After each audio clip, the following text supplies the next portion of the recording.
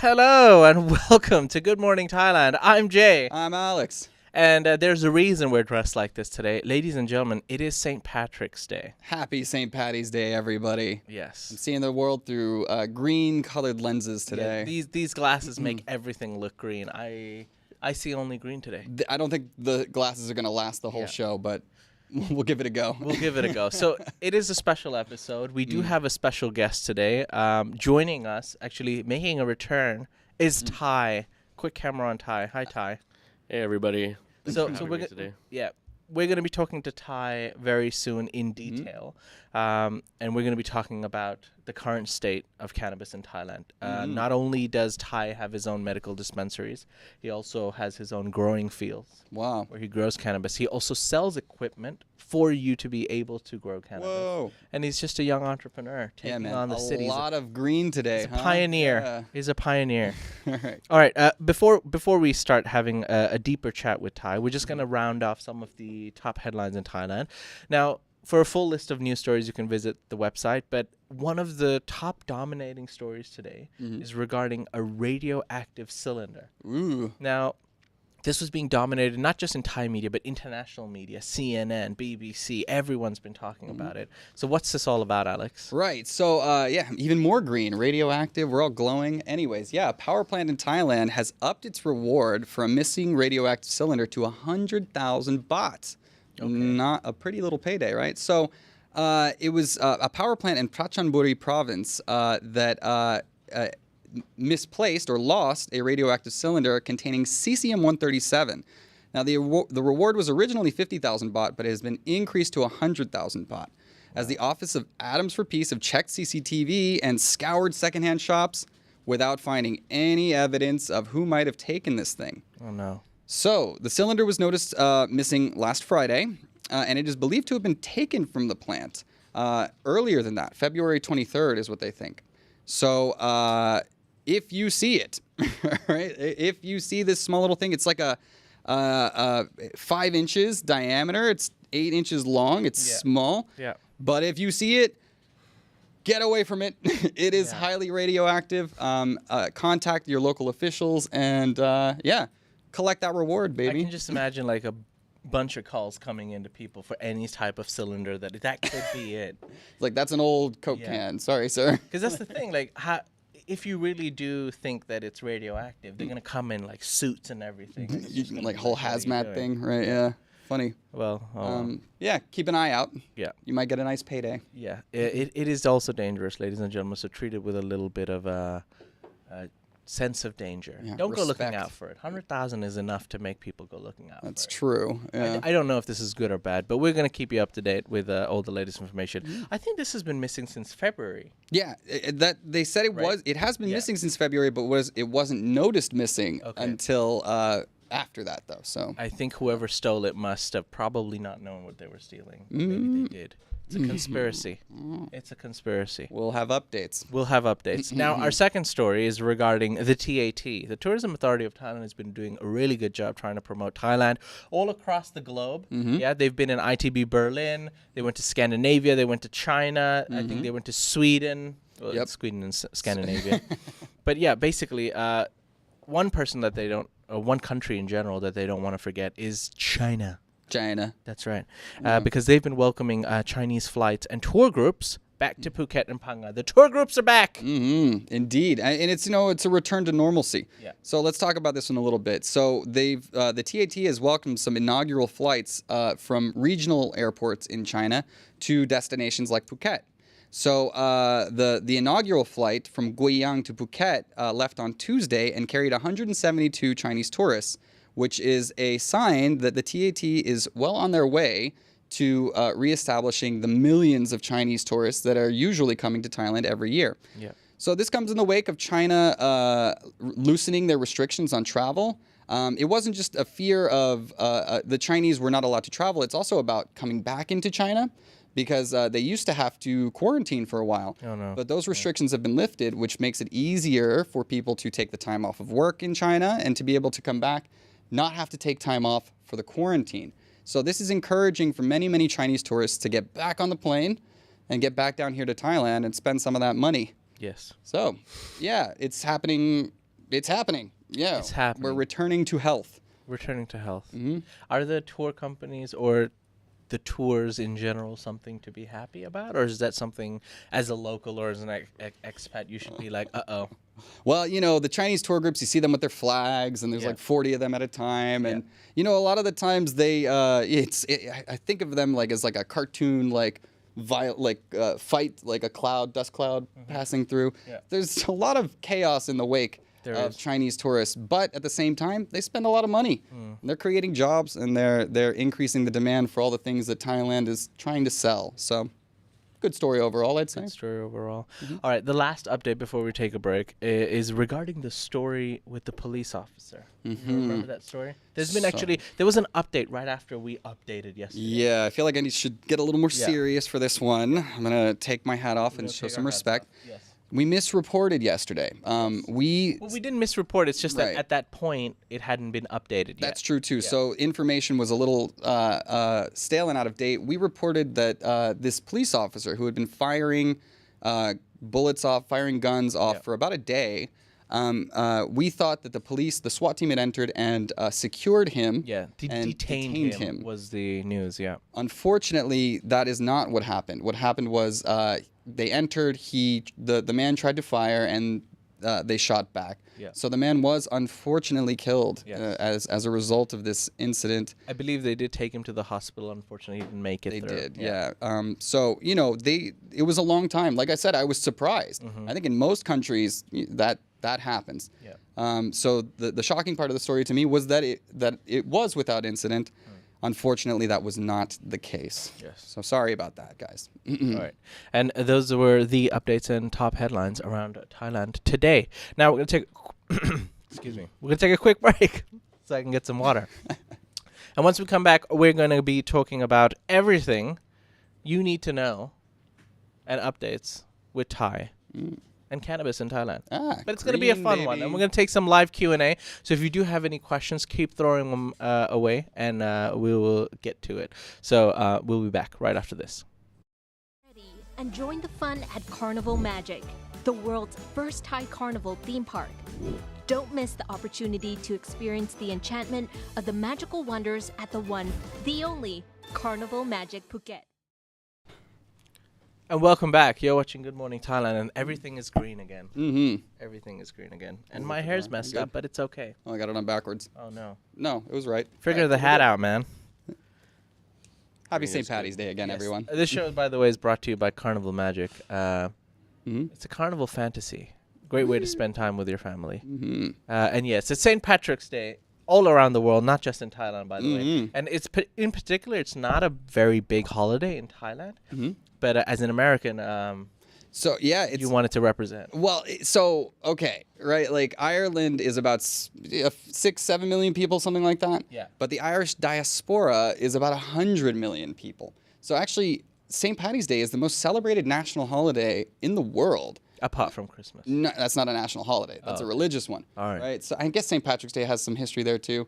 All right. Well, I don't know where that statistic came from, but it is very popular around the world, including here in Bangkok. And rarely does it fall on a Friday. Okay, it's always March 17th. So this is one of the rare drinking holidays where it's actually falling on a convenient day. And you can drink anything. Fruit juice, that's also okay. Yes. Or a nice cold beverage. I didn't say what we were drinking. Yeah. Moving on, ladies and gentlemen, introducing once again the return of Tai. Tai, welcome to the show. Hey, everybody.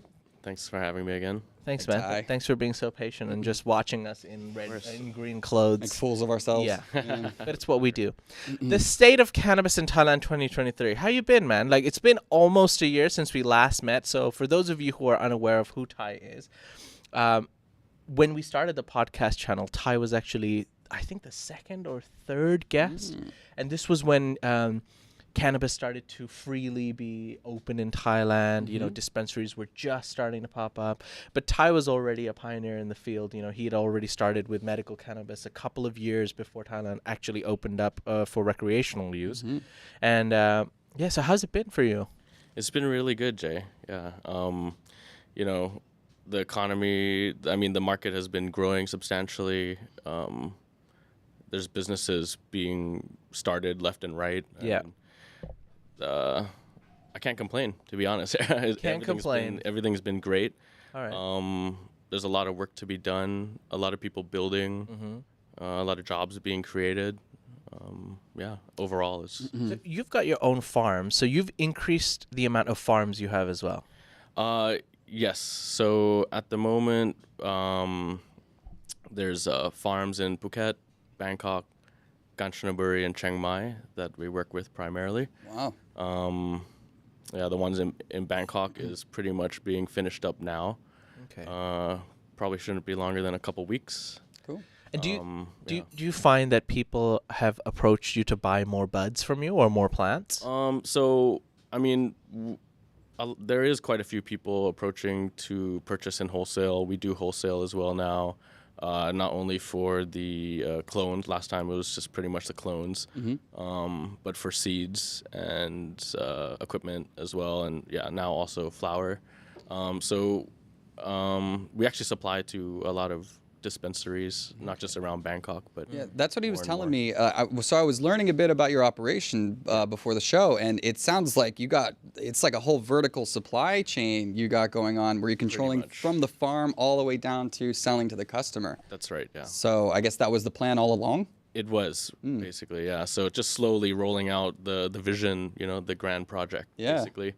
But yeah, it's a lot of work. It's a grind. Entrepreneurship. Yeah. Yeah. Well, it's fulfilling though, I bet. Amazing. Yeah. Doing just feels like living the dream, really, Yeah. Yeah. Cool. And another aspect, like you said, like the vertical thing, like another business that you run is regarding equipment for cultivating That's right. weed. So that was my first company, Canagrow Technology. So have you found that like more people are investing in? I mean, I'm sure you must have had an increase in outreach from these people. So I mean, just after legalization, the revenues on that company spiked like 400%. Wow. Pretty much. There was a lot going on. Yeah. A lot of people investing in a lot of different equipment. It's slowed down a little bit now because I think the market is consolidating a little bit, but I'm anticipating that as more and more, the information about Thailand's legalization continues to spread around the world, more and more entrepreneurs are gonna try and enter the market. Yeah. So I mean, that's just happening across the board in kind of like every segment within the cannabis market here. Yeah. And I think the growth is gonna continue strong. It's a bit Wild Westy right now, right? Like there's a lot of dispensaries shopping. That's probably why you have an advantage over a lot of your competition, because you're not just relying on other suppliers. That's right. You are the supplier. Basically, yeah. That gives you a big advantage, I think. I am the danger. Well, not like that, but from the start, I guess the vision was to kind of like tackle different verticals in the market, and so with legalization, I mean pre-legalization, it started at the equipment, right? And consulting services and stuff. And now that everything else has opened up, it's just been opening up one company after the next to tackle different segments in the market. Cool. It is a bit of a Wild West type environment here at the moment. I mean, I think that's also what's fueling the growth, because kind of like there's not much barrier to entry, and a lot of people from all over the world. I mean, cannabis is something people are very passionate about, so if they find out, I mean, people love Thailand in general anyways too. So if you're telling entrepreneurs around the world that love cannabis that they can now pretty much go do a cannabis business in Thailand, it's pretty attractive. Yeah. Yeah. No, that makes sense. So let's talk a little bit about cannabis sales. Obviously, I think in 2023 we there was like a little bit of a law change and stuff. So with the whole Wild Wild West, a lot of people opening dispensaries and stuff. I'm not quite sure if sales have increased or decreased with the added competition, but it was also like, for example, you can't have lounges anymore. So before you could open your dispensary, you invest in like a nice lounge or a nice dispensary. People could come in and smoke within the dispensary. That was nuts, man, because so many people built that into their business, right? That's part of the model, right? We want people to stay here and enjoy and buy drinks and do that stuff.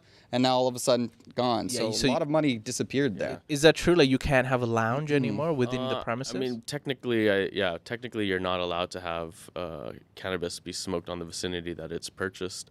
And yeah, I think the thought process behind a lot of people investing into those lounges in the beginning was that the government regulation was essentially don't smoke in public, right?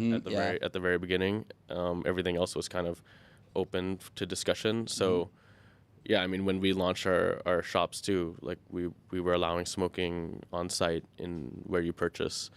But yeah, I mean, that's just the name of the game here at the moment. You have to keep ahead of the curve and know what is and isn't allowed and kind of navigate the waters.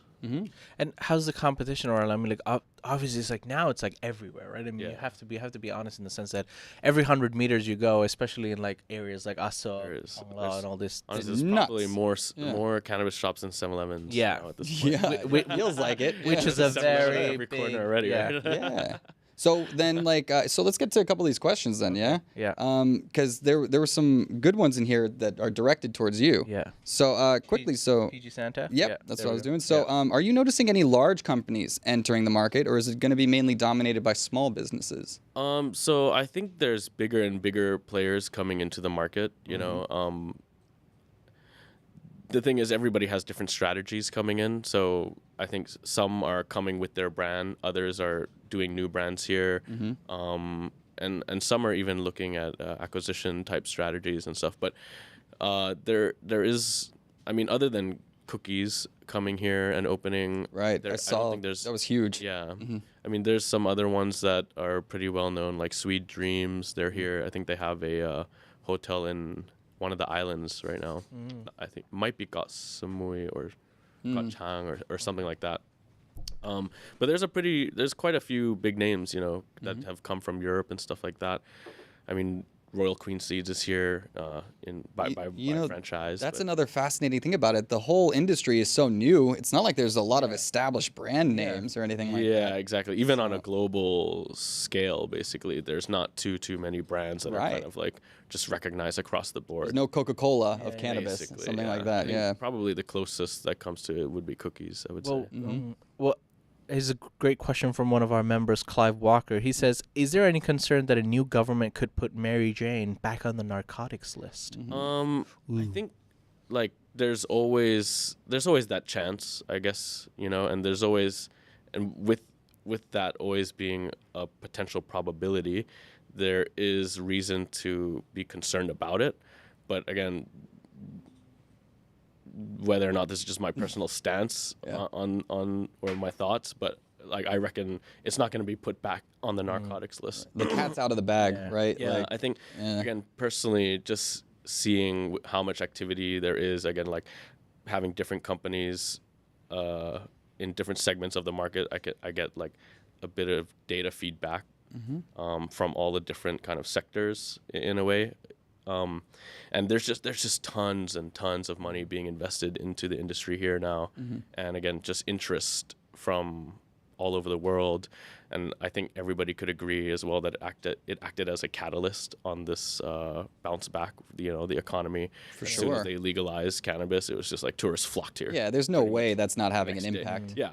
And you know, hotels were booked full through high season, et cetera, et cetera. So I think there's no shadow of a doubt that legalizing cannabis was a catalyst to the economic recovery here.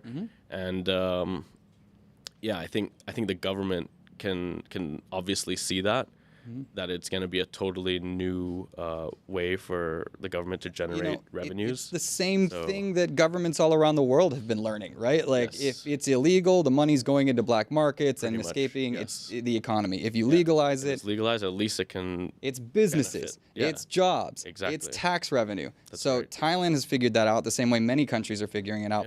The dominoes are falling, right? Thailand's the first in Asia. It's definitely not the last. It's quickly becoming, you know, like I would say already, on a global scale, it's already putting itself on the map. With I think part of why that is basically because it is so lax here regulatory wise compared to the other countries that have legalized. It's just fueling the growth, like it's on steroids. You know, people from everywhere coming in. Whereas, like, for example, if you wanted to do a cannabis business in North America, like California, or it'll be super difficult. You need the amount of capital you need just to buy the licenses, like millions of dollars. Talking about those barriers to entry, right? Yeah, They're a lot higher there. Yeah, whereas like you here, just register on an app. yeah, pretty much exactly. Yeah, here for a farm, you register on an app, and if you want to sell it, you know, it's just like a tobacco license, right? You open up a shop, do it, go through the proper application process, and Dude, it's almost easier to sell than alcohol. Like, Might be. Almost. At the moment, you're right. Moment. But again, I think the regulatory forces will come in stronger and stronger. Catch up. And you know, I think it's something that's needed in the market too. Again, always to protect the customer, but also to ensure that the benefits of operating the cannabis businesses in Thailand actually benefit Thailand and Thai people. Right. Because I mean, you know, there's a lot of great aspects in the market that, you know. That's classic Thailand. Let's talk a little bit about, like, so there are a lot of people opening up these dispensaries and stuff. Like, is everyone respecting the competition in the sense that, like, are people either price gouging or like reducing their prices? Like, are people behaving themselves? Is my question. Well, I would say it is a little bit cutthroat out there Yeah. at the moment, just because of how many people are in the market. How do you differentiate yourself with like 100 dispensaries in your soy? Yeah, exactly. Especially if the customers don't even know what's good and bad too, right? Like, I think there's that too. That is true. Yeah. So just branding. Yeah. It's all about the branding, it's man. important. You know, it's a retail business at the end of the Indeed. day too. So your shop's got to be like have good locations, and you know, there's a bit of like consumer psychology that goes into making a good shop, right? Yeah. Absolutely. Well, I think the buzz around the big C is not going to go anywhere soon. So you've got your own farm, you've got equipment that you sell so that people can grow weed themselves, and then you've got your dispensaries from 1 to 4 now you have, right? You have when you came here first time you had 1, you were opening your second, now you have 4 dispensaries. Yeah. What are your plans for 2023? So I'm you know, steadily growing all the businesses that are in the different verticals. We're expanding 420 to Phuket and Pattaya as well.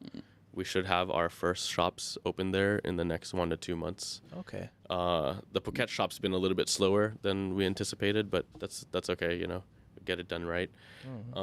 They're actually going to be like off of the island. So like Phuket's one is not on Phuket Island. It's just off the island. So Like it's on further an island. north, or It's like a private island a little bit. it's gonna be On Pattaya as well, yeah. It's not in Pattaya, but off of Pattaya. Yeah. just trying to find corners in the market where you can. Yeah, basically, and creep you in, know, yeah. we're just kind of executing the expansion plan for 420. I mean, we're also looking at Ari at the moment too, so hopefully get one up there. I have a quick question from one of our Tiger elites, Mojo82. He says, Mojo. he actually commented, "I'm pretty sure the weed in the joint I got passed last Sunday night was not in the legal strength. Effed me up." Which got me to ask: is there? I think he might be referring to the 0.2%, but or I don't know. Is there like a percentage, like how strong a wheat strain can be? At the moment, no. Oh, wow. Yeah. Okay. There's no limit, right? There's Definitely no limit effed how you up, strong. Mojo. Like how Yeah, strong so- the so THC legally they percentages can mess you can up, be okay. So in the normally weed. they're what, like 20 to 30%? I mean, usually I would probably say the average cannabis is actually more maybe around like the 17-18%, which is already relatively high. Anything above 20%, is gonna start getting you right. There's stuff around that goes up to 30%. Like, that feels like diminishing returns. Yeah, I at just that don't point. want to feel my body for 4 hours. Escape Or 4 reality. weeks. It's kind of funny.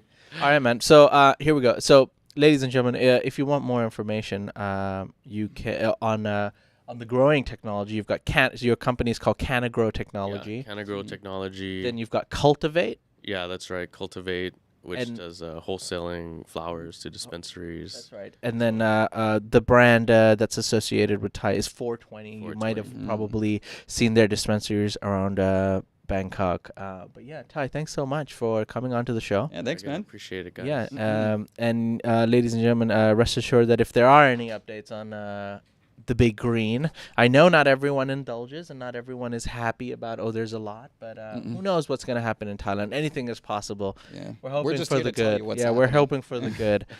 Any last comments, Thai? Not particularly, to be honest. Other than, Go to 420. That's it. Yeah, enjoy life, work hard, Yeah. live it up.